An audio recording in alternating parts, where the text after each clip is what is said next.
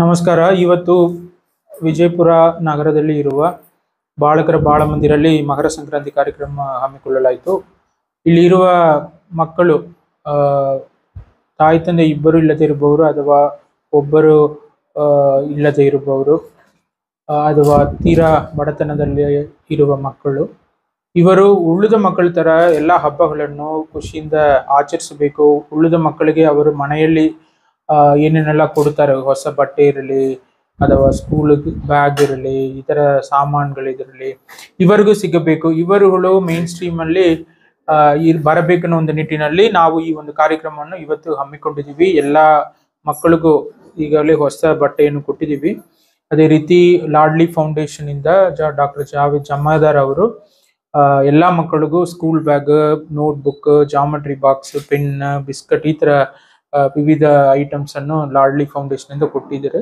ಅದೇ ರೀತಿ ಒಬ್ಬ ದಾನಿಗಳು ರಾಜ್ಪೂತ್ ಎಂಬವರು ಕೂಡ ಕೆಲವೊಂದು ಐಟಮ್ಸ್ ಅನ್ನು ಎಲ್ಲಾ ಮಕ್ಕಳಿಗೂ ಕೊಟ್ಟಿದ್ರು.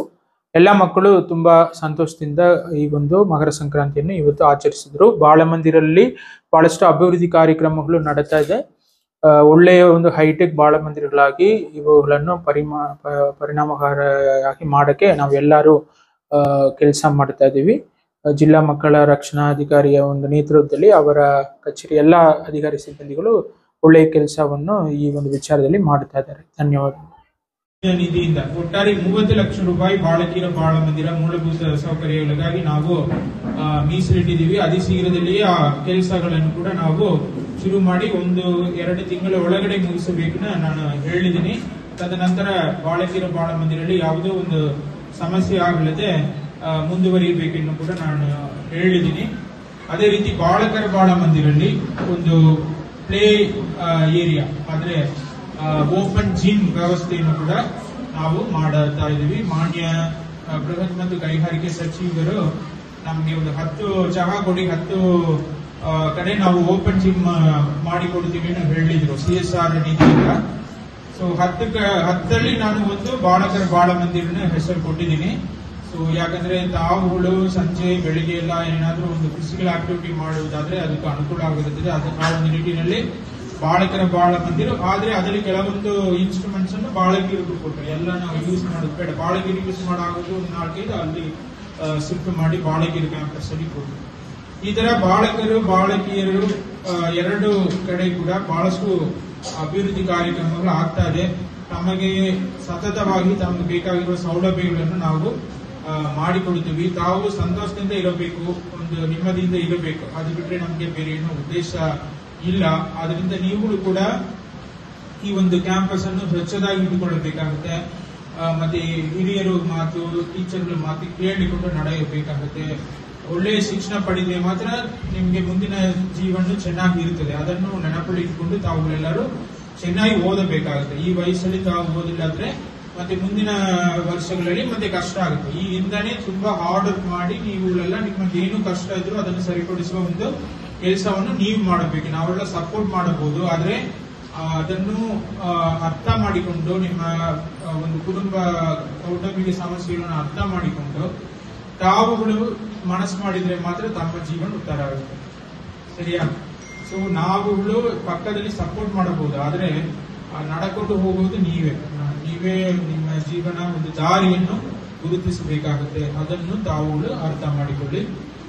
ಅದೇ ರೀತಿ ಇವತ್ತು ಕಾರ್ಯಕ್ರಮ ಆಕ್ಚುಲಿ ಇದಕ್ಕೆ ಯೋಚನೆ ಹೇಗೆ ಬಂದಿದ್ದಾರೆ, ನಮ್ಮ ಡಾಕ್ಟರ್ ಜಾವೇದ್ ಜಮಾದಾರ್ ಅವರು ಬಹಳಷ್ಟು ಕಾರ್ಯಗಳನ್ನು ಈ ಒಂದು ಜಿಲ್ಲೆಯಲ್ಲಿ ನನಗೆ ಗೊತ್ತಿರುವಾಗ ಮಾಡಿದ್ದಾರೆ. ನಾನು ಬಂದ ಮೇಲೆ ಮಾತ್ರ ಬಹಳಷ್ಟು ಕೆಲಸಗಳು ಆಗಿದೆ. ಅವರ ಒಂದು NGO ಇದೆ, ಲಾಡ್ಲಿ ಫೌಂಡೇಶನ್, ಡೆಲ್ಲಿ ಕೇಂದ್ರ ಒಂದು ಸ್ಥಾನವಾಗಿರುವ ಫೌಂಡೇಶನ್ ಅದು. ಅಲ್ಲಿಂದ ಬಹಳಷ್ಟು ಕೆಲಸ ಕಾರ್ಯಗಳು ನಮ್ಮ ಜಿಲ್ಲೆಯಲ್ಲಿ ಮಾಡಿಕೊಟ್ಟಿದ್ದಾರೆ. ಈಗಾಗಲೇ 10 ಕಡೆ ಹೈಟೆಕ್ ಶೌಚಾಲಯಗಳು ಮಾಡಿಕೊಟ್ಟಿದ್ದಾರೆ. ಅದರಲ್ಲಿ 10ರಲ್ಲಿ ಎಲ್ಲಾನು 6 ಹೈಟೆಕ್ ಶೌಚಾಲಯಗಳು ಈಗಾಗಲೇ ಉದ್ಘಾಟನೆ ಆಗಿದೆ. ನಾನು ಕೂಡ 2 ಕಡೆ ಹೋಗಿ ಉದ್ಘಾಟನೆ ಮಾಡಿದ್ದೀನಿ. ಅದೇ ರೀತಿ ಈಗ ಬಡ ಶಾಲೆ ಮಕ್ಕಳಿಗೆ, ಅದರಲ್ಲಿ ಸರ್ಕಾರಿ ಶಾಲೆಗಳಲ್ಲಿ ಇರುವ ಕೌಟುಂಬಿಕದಲ್ಲಿ ಒಂದು ಆರ್ಥಿಕ ಪರಿಸ್ಥಿತಿ ಸರಿಯಿಲ್ಲದೆ ಇರುವ ಮಕ್ಕಳಿಗೆ 5,400 ಮಕ್ಕಳಿಗೆ ಅವರು ಬ್ಯಾಗ್ ಒಳಗಡೆ box, stationery box, biscuit, notebook ಈ ತರ ವಿವಿಧ ಸಾಮಗ್ರಿಗಳನ್ನು ವಿತರಣೆ ಮಾಡ್ತಾ ಇದ್ದಾರೆ. ಅದರಲ್ಲಿ ನಮ್ಮ ಹತ್ರ ಚರ್ಚೆ ಮಾಡ್ತಾ ಇರುವಾಗ ನಮ್ಮ ಬಹಳ ಮಂದಿ ಮಕ್ಕಳಿಗೂ ಅದರಲ್ಲಿ ಅನುಕೂಲ ಮಾಡಿಕೊಡಿ ಹೇಳಿದ್ದೀನಿ. ಸೊ ಅವರು ತಕ್ಷಣ ಅದಕ್ಕೆ ಸ್ಪಂದಿಸಿ ಖಂಡಿತ ನಾವು ಬಹಳ ಮಂದಿ ಮಕ್ಕಳಿಗೂ ಕೂಡ ಅನುಕೂಲ ಮಾಡಿಕೊಡ್ತೀವಿ ಹೇಳಿ ಇವತ್ತು ಲಾಡ್ಲಿ ಫೌಂಡೇಶನ್ ವತಿಯಿಂದ 50 ಮಕ್ಕಳಿಗೆ ಬ್ಯಾಗ್ ಮತ್ತು ಇನ್ನಿತರ ಸಾಮಗ್ರಿಗಳನ್ನು ಪೂರೈಸಲು ಬಂದಿದ್ದಾರೆ. ಅವರಿಗೆ ತಮ್ಮ ಎಲ್ಲರ ಪರವಾಗಿ ನಾನು ಅಭಿನಂದನೆಗಳನ್ನು. ಅದೇ ರೀತಿ ಮುಂದಿನ ದಿನಗಳಲ್ಲಿ ಕೂಡ ಬಹಳಷ್ಟು ಸಹಾಯವನ್ನು ಬಹಳ ಮಂದಿಗೆ ಮಾಡಬೇಕು ಹೇಳಿ ನಾನು ಡಾಕ್ಟರ್ ಜಾವೇದ್ ಜಮಾದಾರ್ ಅವರ ಹತ್ರ ನಾನು ಕೇಳಿಕೊಳ್ಳುತ್ತೇನೆ.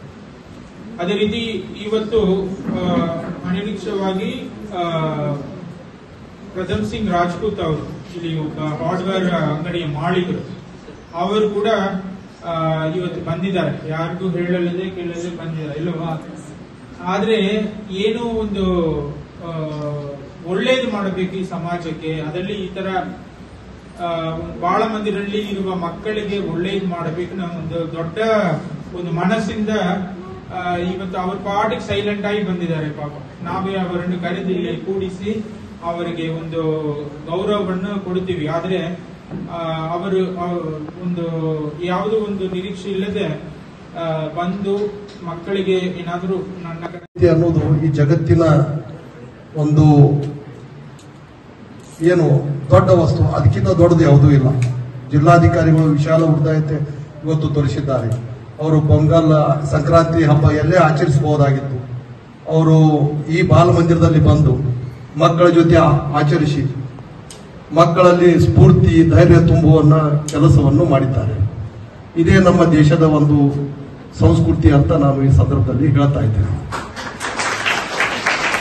ಮಾನ್ಯ ಜಿಲ್ಲಾಧಿಕಾರಿಗಳ ಬಾಲ ಮಂದಿರ ಬಗ್ಗೆ ಅವರ ಒಂದು ಕಾಳಜಿ, ಅವರ ಒಂದು ಶ್ರದ್ಧೆ ಎಷ್ಟೊಂದು ಇದೆ ಅಂದ್ರೆ ಈಗಾಗಲೇ ಹೇಳಿದ್ರು 2 ಸಲ ಇಲ್ಲಿ ವಿಸಿಟ್ ಮಾಡಿದ್ದಾರೆ.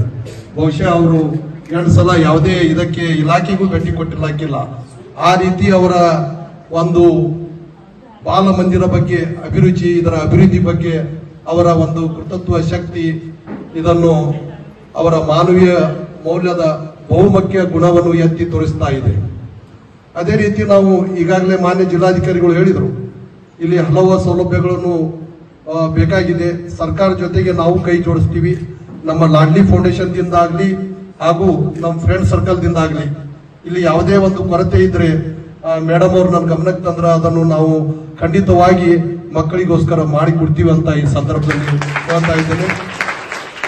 ಕೇವಲ ಇವತ್ತೇ ಅಲ್ಲ, ಯಾವುದೇ ರೀತಿಯ ತೊಂದರೆ ಇದ್ದಾಗ ಮೇಡಮ್ರು ನನಗೆ ಸ್ವಲ್ಪ ಅದರ ಮುನ್ಸೂಚನೆ ನೀಡಿದ್ರೆ ಎಲ್ಲ ರೀತಿಯ ಸಹಾಯ ಸಹಕಾರ ನಮ್ಮಿಂದ ನಿಮ್ಮ ಜೊತೆ ಇರ್ತದೆ. ಈಗಾಗಲೇ ನಮ್ಮ ಲಾಡ್ಲಿ ಫೌಂಡೇಶನ್ ಆಗಲಿ ನಾವಾಗ್ಲಿ ಪೂರ್ತಿ ದೇಶದಲ್ಲಿ ಮಾನವೀಯ ಹಾಗೂ ಇತರ ಸಾಮಾಜಿಕ ಕಾರ್ಯಕ್ರಮಗಳನ್ನು ನಾವು ಮಾಡ್ತಾ ಇದ್ದೇವೆ. ನಮ್ದು ಲಾಡ್ಲಿ ಫೌಂಡೇಶನ್ ಏನಿದೆ ಅದು ನಾವು ನಾನ್ ಪ್ರಾಫಿಟ್ ಆರ್ಗನೈಸೇಷನ್ ಇದೆ. ನಾವು ಯಾವುದೇ ಲಾಭಕ್ಕೋಸ್ಕರ ಯಾವುದೇ ಕಾರ್ಯಕ್ರಮ ನಾವು ಮಾಡುವುದಿಲ್ಲ. ಯಾವುದೇ ಒಂದು ಯೋಜನೆ ನಾವು ಲಾಭಕ್ಕೋಸ್ಕರ ಮಾಡುವುದಿಲ್ಲ. ನಾವು ಕೇವಲ ಸಾಮಾಜಿಕ ಅಭಿವೃದ್ಧಿಯನ್ನು ದೃಷ್ಟಿಯಲ್ಲಿ ಇಟ್ಟುಕೊಂಡು ಇವತ್ತು ನಾವು ಕಾರ್ಯ ಮಾಡ್ತಾ ಇದ್ದೇವೆ. ಈಗಾಗಲೇ ಮಾನ್ಯ ಜಿಲ್ಲಾಧಿಕಾರಿಗಳು ಹೇಳಿದಂತೆ ನಾವು 22 ಶಾಲೆಯಲ್ಲಿ ಸುಮಾರು 11 ಹೊಸದಾಗಿ ಹಾಗೂ 11 ರಿಪೇರಿ ಸುಮಾರು 3.5 ಕೋಟಿ ರೂಪಾಯಿ ವೆಚ್ಚದಲ್ಲಿ ನಾವು ಅತ್ಯಾಧುನಿಕ ಶೌಚಾಲಯವನ್ನು ನಿರ್ಮಾಣ ಮಾಡ್ತಾ ಇದ್ದೇವೆ. ಅದರಲ್ಲಿ ದೇಶದಲ್ಲೇ ಪ್ರಥಮ ಬಾರಿಗೆ ಮುಖ್ಯವಾಗಿ ಬಿಜಾಪುರದಲ್ಲಿ ಅದರಲ್ಲಿ ನಾವು ಪ್ಯಾಡ್ ವೆಂಡಿಂಗ್ ಮಷಿನ್ ಕುಡಿಸಿದ್ದೇವೆ, ಪ್ಯಾಡ್ ಇನ್ಸಿನೇಟರ್ ಮಷಿನ್ ಕುಡಿಸಿದ್ದೇವೆ, ಓಜನ್ ಮಷಿನ್ ಕುಡಿಸಿದ್ದೇವೆ ಇಯರ್ ಪ್ಯೂರಿಫೈಯರ್ ಮಾಡ್ಲಿಕ್ಕೆ, ಆಮೇಲೆ ಸ್ಮೆಲ್ ಡಿಟೆಕ್ಟರ್ ಮಷಿನ್ ಕುಡಿಸಿದ್ದೇವೆ. ಆಕಸ್ಮಿಕವಾಗಿ ಆ ಸ್ಕೂಲ್ದವರು ಅದು ಅದರ ಬಾತ್ರೂಮ್ ಸರಿಯಾಗಿ ನಿರ್ವಹಣೆ ಮಾಡದಿದ್ದರೆ ನಮಗೆ ಜಿಲ್ಲಾಡಳಿತಕ್ಕೆ ಹಾಗೂ ನಮ್ಮ ಹೆಡ್ ಆಫೀಸ್ಗೆ ಮೆಸೇಜ್ ಬರ್ತದ, ಇಷ್ಟು % ಅದು ಇದು ಇದೆ ಅಂತ, ಅಲ್ಲಿ ದುರ್ವಾಸನೆ ಇದೆ ಅಂತ. ಅದರ ಜೊತೆಗೆ ಸ್ಮೋಕ್ ಡಿಟೆಕ್ಟರ್ ಮಷಿನ್, ಈ ರೀತಿ ನಾವು ಸುಮಾರು 6 ಅತ್ಯಾಧುನಿಕ ಯಂತ್ರಗಳನ್ನು ಅದರಲ್ಲಿ ಅಳವಡಿಸಿದ್ದೇವೆ. ಸರ್ಕಾರಿ ಶಾಲೆಯಲ್ಲಿ ಭಾರತ ದೇಶದಲ್ಲೇ ಪ್ರಥಮವಾಗಿ ನಾವು ಬಿಜಾಪುರದಲ್ಲಿ ಈ ಕಾರ್ಯಕ್ರಮವನ್ನು ಹಮ್ಮಿಕೊಂಡಿದ್ದೇವೆ. ಇದಕ್ಕೆಲ್ಲ ಮುಖ್ಯ ರೂವಾರಿ ಅಂದ್ರೆ ನಮ್ಮ ಮಾನ್ಯ ಜಿಲ್ಲಾಧಿಕಾರಿಗಳು. ಅವರ ಸಾಮಾಜಿಕ ಕಳಕಳಿ, ಅವರ ಒಂದು ಉದ್ದೇಶ ಇದೆ ಏನಂತ, ಏನು ಈ ಪ್ರೈವೇಟ್ ಶಾಲೆಗಳು ಇವತ್ತು ಏನು ವ್ಯಾಪಾರೀಕರಣದಿಂದ ಇವತ್ತು ಮಕ್ಕಳಲ್ಲಿ ಒಂದು ಶಿಕ್ಷಣ ಬಹಳ ದುರ್ಲಭವಾಗ್ತಾ ಇದೆ. ಶಾಲಾ ಕಾಲೇಜುಗಳಲ್ಲಿ ಸರ್ಕಾರಿ ಶಾಲೆಗಳು ಅದ್ಭುತವಾಗಿ ಶಿಕ್ಷಣ ನೀಡಬೇಕು, ಮೂಲಭೂತ ಅವರಿಗೆ ಸೌಕರ್ಯಗಳನ್ನು ನೀಡಬೇಕು ಎನ್ನುವ ಉದ್ದೇಶದಿಂದ ಸರ್ಕಾರಿ ಶಾಲೆಗಳ ಅಭಿವೃದ್ಧಿಗೆ ಮಾನ್ಯ ಜಿಲ್ಲಾಧಿಕಾರಿಗಳು ಹೆಚ್ಚು ಒತ್ತನ್ನು ನೀಡಿದ್ದಾರೆ. ನಾನು ಸುಮಾರು 1987ರಿಂದ 82ರಿಂದ ಎಲ್ಲ ಜಿಲ್ಲಾಧಿಕಾರಿಗಳ ಜೊತೆ ನಂದು ಒಡನಾಟ ಇತ್ತು. ಆದ್ರೆ ಈ ರೀತಿ ಮಾನವೀಯ ಗುಣವುಳ್ಳ ನಮ್ಮ ಜಿಲ್ಲಾಧಿಕಾರಿಗಳು ಸಿಗುವುದು ಬಹಳ ದುರ್ಲಭ. ಅವ್ರು ಯಾಕಂದ್ರೆ ನಿರ್ಗತಿಕರ, ಬಡವರ ಬಗ್ಗೆ, ಸರ್ಕಾರಿಯ ಶಾಲೆಗಳ ಬಗ್ಗೆ ಬಹಳ ಅವರ ಕಾಳಜಿ ಇದೆ. ಅಲ್ಲಿ ಏನಾದ್ರೂ ಅಭಿವೃದ್ಧಿ ಆಗ್ಬೇಕಂದ್ರ ಅವರು ಮುಂಚೂಣಿಯಲ್ಲಿ ಬಂದು ಕೆಲಸ ಮಾಡ್ತಾರೆ. ಇದು ಇದು ಇದು ಬಹಳ ಮುಖ್ಯ. ಯಾಕಂದ್ರ ಸರ್ಕಾರ ಅನುದಾನ ನೀಡ್ತದ, ಸರ್ಕಾರ ಜೊತೆಗೆ ನಾವು ಸಮಾಜದ ಇತರ ಸಂಘಟನೆಗಳು, ಸಾರ್ವಜನಿಕರು ಇವತ್ತು ಕೈ ಜೋಡಿಸಬೇಕಾಗಿದೆ. ಬಾಲ ಮಂದಿರದ ಮಕ್ಕಳ ಸಂಖ್ಯೆ ನಾನು ಕೇಳಿದೆ 100-120 ಇದೆ. ಅವರಿಗೆ ಮುಂದಿನ ವರ್ಷ ನಾವೇ ಅವ್ರಿಗೆ ಬಟ್ಟೆ ಕೊಡ್ತೀವಿ. ಮುಂದಿನ ವರ್ಷ ನಮ್ಮ ಕಡೆಯಿಂದ ಬಟ್ಟೆ ಕೊಡ್ತೀವಿ ಅವರಿಗೆ. ಮತ್ತೇನಾದ್ರೂ ಬೂಟು ಅದು ಅವಶ್ಯಕತೆ ಬಿದ್ರೆ ಅದನ್ನು ಕೊಡ್ತೀವಿ. ಇಲ್ಲಿ ಏನಾದ್ರೂ ನಿಮ್ ಬಿಲ್ಡಿಂಗು ಹಾಗೂ ವಾಶ್ರೂಮ್ ಏನಾರ ರಿಪೇರಿ ಇದ್ರು ಒಂದು ಜಿಲ್ಲಾಧಿಕಾರಿಗಳ ಆದೇಶ ಮೇರೆಗೆ ಅದನ್ನು ನಾವು ನಿಮ್ಗೆ ಚೆನ್ನಾಗಿ ಹೈಟೆಕ್ ಆಗಿ ಮಾಡಿ ಕೊಡ್ತೀವಿ ಅಂತ ನಾ ಈ ಸಂದರ್ಭದಲ್ಲಿ ಹೇಳ್ತೀನಿ. ನಮ್ಮ ನಾಟ್ಲಿ ಫೌಂಡೇಶನ್ ದಿಂದ ಅಡ್ಡೇ ಆಗಲಿ ನಮ್ಮ ಫ್ರೆಂಡ್ ಸರ್ಕಲ್ ಇದೆ. ನಾವು ದಾನ ಧರ್ಮ ಇದು ಮಾಡ್ತಾ ಇದ್ದೇವೆ. ಅದರಿಂದ ನಾವು ಯಾವುದೇ ಒಂದು ಸಾಮಾಜಿಕ ಉತ್ಕೃಷ್ಟ ಕಾರ್ಯಕ್ಕೆ ನಾವು ಯಾವಾಗೂ ಸದಾ ಮುಂದಿರ್ತೀವಿ. ಕೇವಲ ನಮ್ಮ ಗಮನಕ್ಕೆ ಬಂದ್ರೆ ಸಾಕು, ನಾವಲ್ಲಿ ಇದು ಇರ್ತೀವಿ. ಯಾಕಂದ್ರೆ ಮೇಡಮ್ ಜೊತೆ ಈಗ ನಮ್ಮ ಜಿಲ್ಲಾಧಿಕಾರಿಗಳು ಹೇಳಿದ್ರು, ಇಲ್ಲಿ ಸಾಕಷ್ಟು ಅವರು ಕ್ರಿಯಾಶೀಲತೆಯಿಂದ ಕೆಲಸ ಮಾಡ್ತಾ ಇದ್ದಾರೆ. ಸಾಕಷ್ಟು ಇಲ್ಲಿ ಸೌಲಭ್ಯ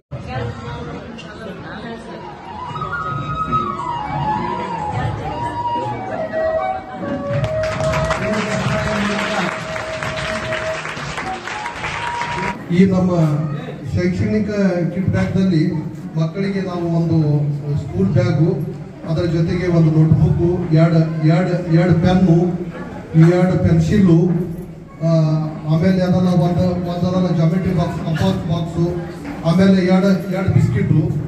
ಅದ್ರ ಜೊತೆಗೆ ಮುಖ್ಯವಾಗಿ ನಾವು ಇದಕ್ಕಿಂತ ಮುಖ್ಯವಾಗಿ ಹೈಜೀನ್ ಒಂದು ಬುಕ್ಕು.